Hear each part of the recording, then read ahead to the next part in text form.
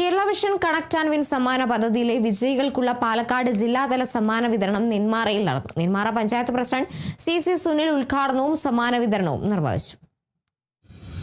Kerala vision broadband തങ്ങളുടെ ഉപഭോക്താക്കൾക്കായി 2 കോടി രൂപയിലധികം വിലമതിക്കുന്ന സമ്മാനങ്ങളാണ് കണക്ട് ആൻഡ് വിൻ പദ്ധതിയിലൂടെ നൽകുന്നത്. ഈ ഓഫറിലൂടെ 100 ഭാഗ്യശാലികൾക്ക് ഇലക്ട്രിക് സ്കൂട്ടറുകളും ഒരു ബമ്പർ വിജയിക്ക് ഇലക്ട്രിക് കാറും ലഭിക്കും. 399 രൂപ മുതൽ 200 Mbps വരെയുള്ള ഹൈസ്പീഡ് ഇന്റർനെറ്റ് പ്ലാനുകളും പദ്ധതിയുടെ ഭാഗമായി ലഭിക്കും. വേഗതയേറിയ ഇന്റർനെറ്റിനൊപ്പം 200-ലധികം സ്മാർട്ട് ടിവികളും സമ്മാനമായി നേടാൻ അവസരമുണ്ട്.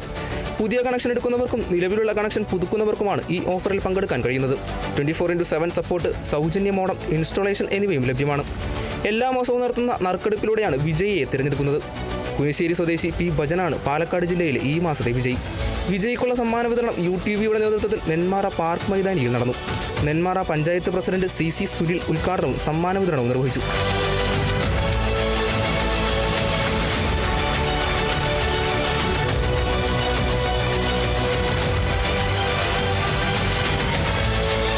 അഞ്ച് കൊല്ലം മേലെയായി തന്നെ എൻ്റെ സ്ഥാപനത്തിലും വീട്ടിലുമൊക്കെ ഈ കേരള വിഷൻ ബ്രോഡ്ബാൻഡും അതേപോലെ തന്നെ കേരള വിഷൻ്റെ TV ചാനലുകളും ഉപയോഗിച്ച് വരുന്നതാണ്.